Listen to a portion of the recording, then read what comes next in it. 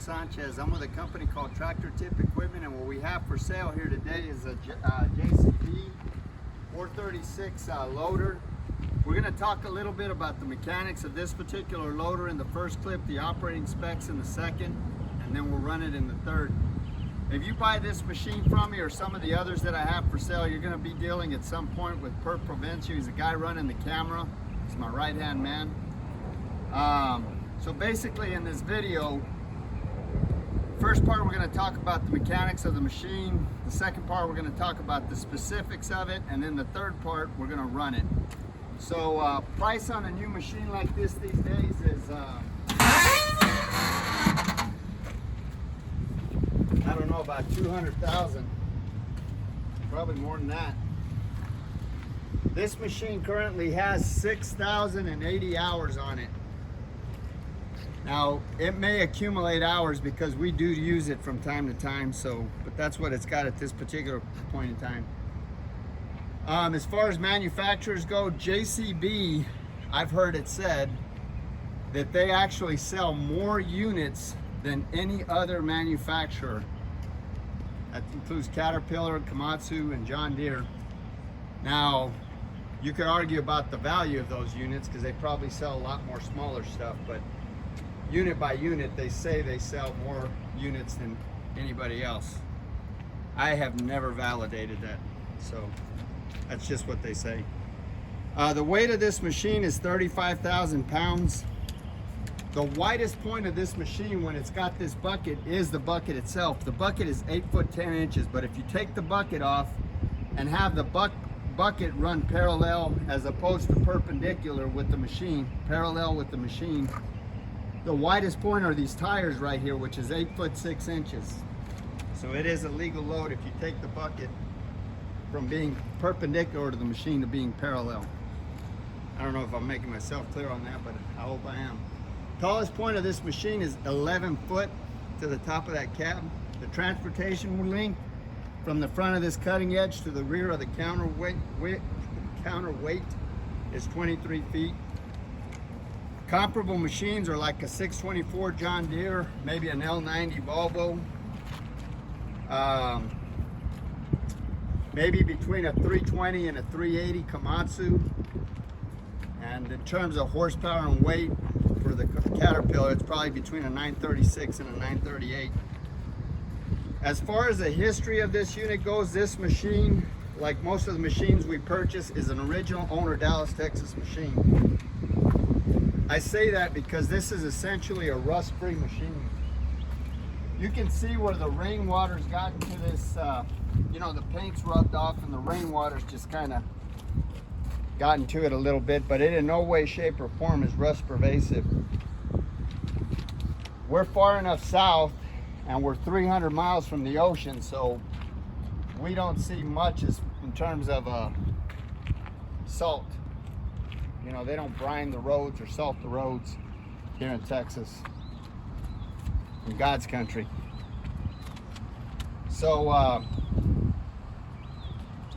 just about every machine we purchase comes from one of about 30 different large contractor or municipality or dealer here in the Metroplex. This machine is no exception. The company that I bought this machine from is probably one of the largest contractors in Texas, if not the United States. They're huge.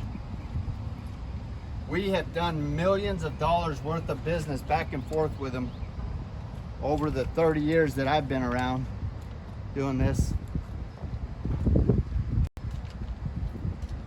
And we've been happy with all the machines that we purchased from them. You know, the manufacturer of this, the previous owner of this loader, they've got an excellent maintenance program. I mean, it rivals some of the best I've seen. We've been happy with all the machines we purchased from them, and it should be said that before I purchase any machine, I have Perp Provencio. I have a couple of mechanics go out and inspect it first. And if they say everything's okay with the machine, then I personally Perp Provencio goes out and inspects it. And if he says everything's okay with the machine, then I personally go out and I inspect it before I write a check. So these machines are 4 times vetted before I buy them. If you look right there, you'll see that one of the options of this machine is that it's got auxiliary hydraulics right there. It also has this quick coupler. This is a Jrb quick couple system, which is one of the best in the industry. And it's got a set of forks over there that were barely used.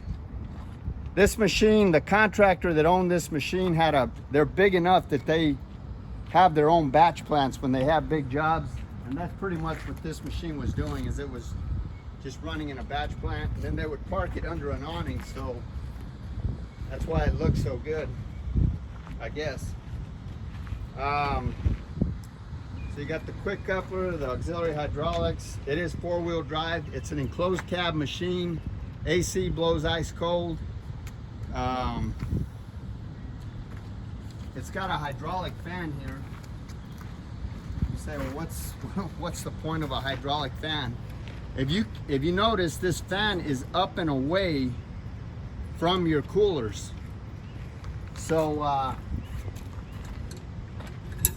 you can swing this stuff away and have access to your coolers.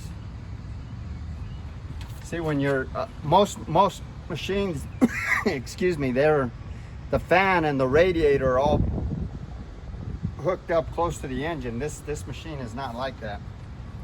So it helps to run it cool, and that's especially important in states like Texas, but anywhere for that matter. You want to keep your equipment running clean and cool. Inside the cab there is a 12-volt outlet, so you can plug your iPhone in. It's got parallel lift capabilities. There is a remote transmission control at the joystick. I don't know if you can see it there, but you can, instead of hitting your lever, because you got one hand on the steering wheel and the other hand on your bucket loading your operations, you can flip that switch forward and back. So it's got a remote transmission control stick at the joystick, which is handy. I think I'm missing some options, but we'll just go ahead onto the engine. This engine here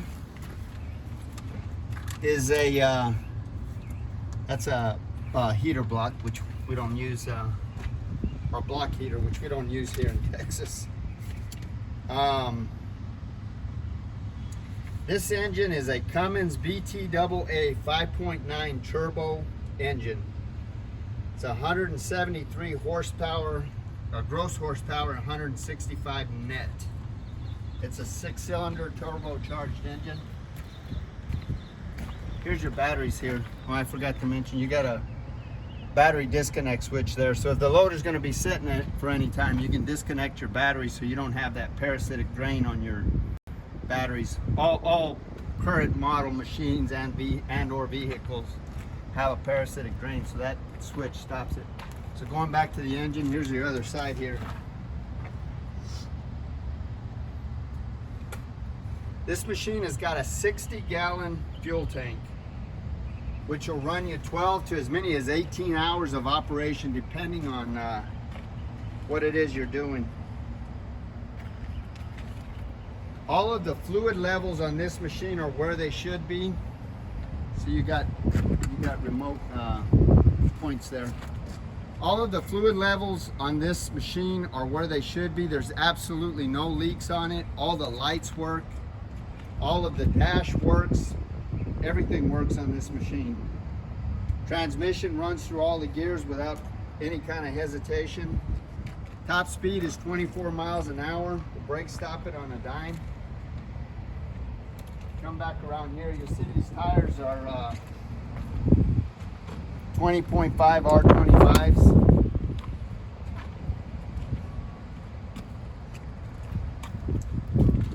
Tires are in really good shape.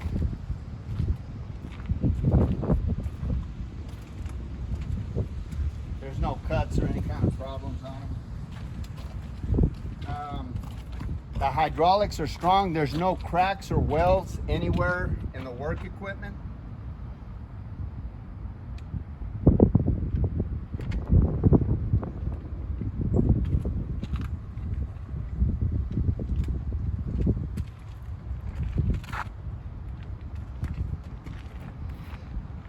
show you the other side, but since we're right here, we'll show you the cutting edge. That cutting edge is about 95%. Here's the other side of your work equipment. There's no cracks or welds in it.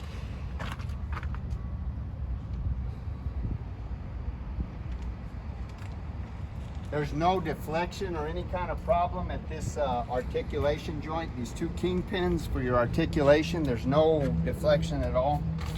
It's good and tight.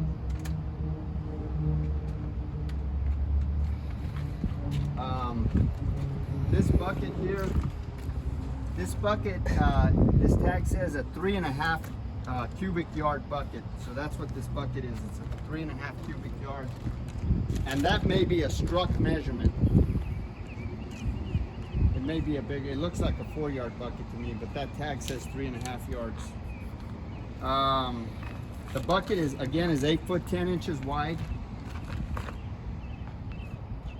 It's 4 foot 6 inches tall, and it's 3 foot 9 inches deep. Now the static tipping load of this loader at full tilt is 20,802 pounds. And you say, well, what the hell is that? So at full tilt, that's the maximum, that's the least amount of weight that this loader can lift. Now all loaders,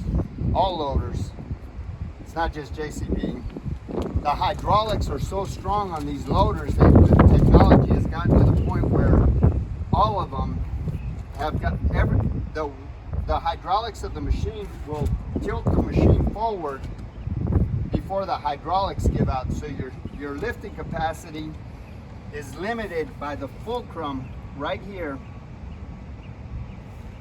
The weight opposite this fulcrum. So in this case with this loader, it's 20,000 plus pounds. So that's the loader. We're going to talk a little bit about these forks here. Like I said, these forks weren't used very much, but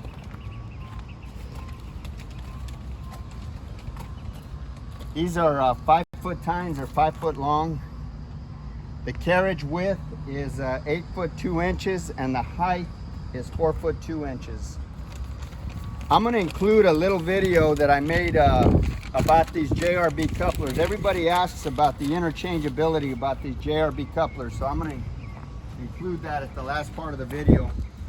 Basically, from the coupler back, it's not interchangeable to the machine.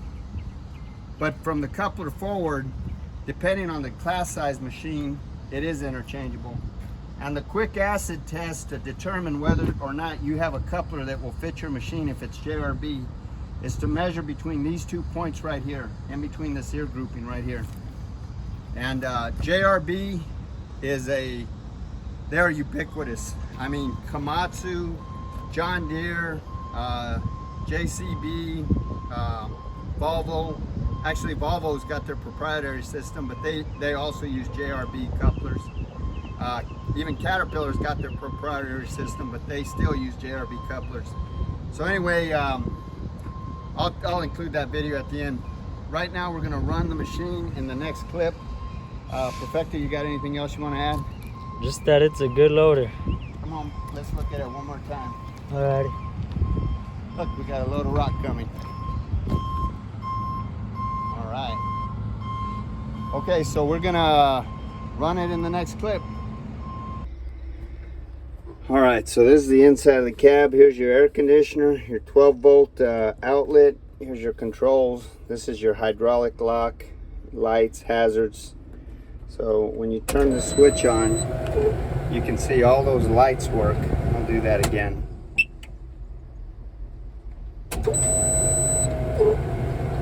So right here it'll tell you the hours. 6,000 hours. Let's start it. This AC is nice and cool. There's your radio controls. Got a crack right there. This is for your quick coupler. Here's your forward and reverse switch at the joystick, which is really handy to have. This is your bucket control, obviously. That's your lockout for your hydraulics. Here's your seat. Pretty good shape. That right there is your fuse panel box. That's pretty much it.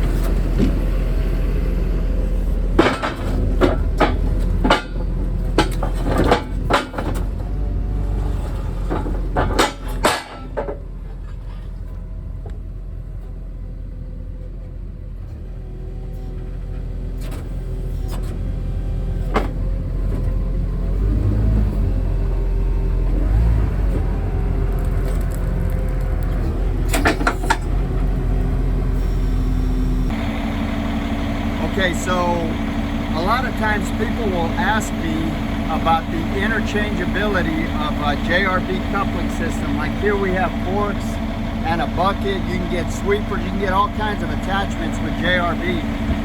Now the answer to that question is usually yes and no. Now it depends on the size of the machine. In this case here, we've got this Kawasaki here weighs about 29,000 pounds. Okay? This is a coupler and a bucket for that Kawasaki. This right here is for a John Deere 544K, which also weighs about 29,000 pounds. That fork set right there is for that JCB 436, which weighs about 35 to 37,000 pounds, depending on how you have it equipped. So the point that I'm trying to make here, and I'm going to make this video for illustrative purposes, is that from the coupler face forward, what you want to measure is the distance between these ear groupings here. And I'm going to show you how they're interchangeable. Like I say, this is for a 544K, and this is for a 70.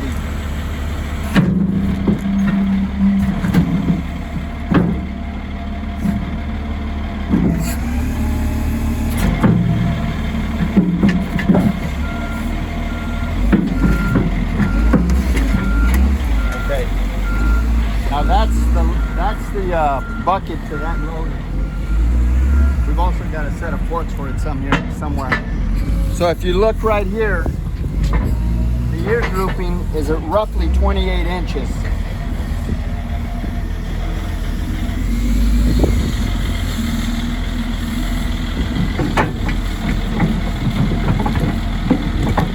Now, if you look right there, see that is going to line up right there.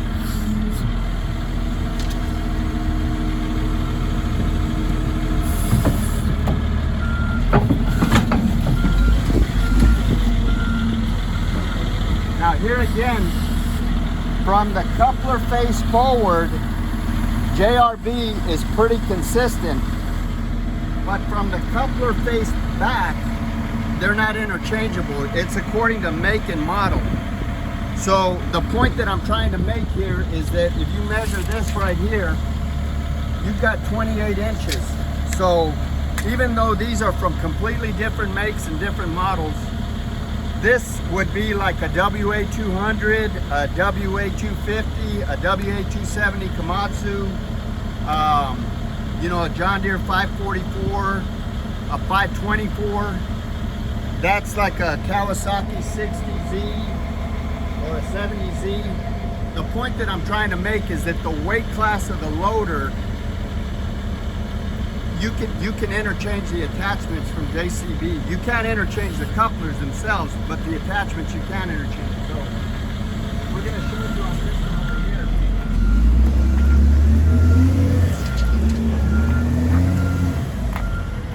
This is 36 inches, so it's not going to line up because this is a different weight class machine.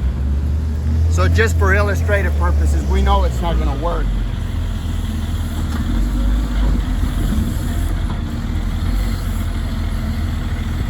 You can see these are your grab points here for those hooks. It's not going to work. So the point that I'm trying to make is that when you buy a JRB coupling system, which is also Pemberton, JRB bought Pemberton out, they're the best coupler out there. There's no better coupler. Caterpillar brags about theirs.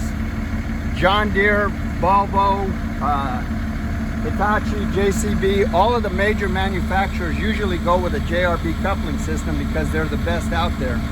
So the point that I'm trying to make is that attachments for this bucket or for this coupler, as long as you're measuring between these ear groupings right here, are typically okay. Now you want to take some other measurements just to be sure, but I'm telling you, just as a general rule of thumb, they're typically okay. I don't want to get in trouble for saying that and somebody comes up with some kind of fluke where it doesn't work. But most of the time, if you measure, just take that quick measurement right there and you got a JRB quick coupling system, you can probably interchange various attachments.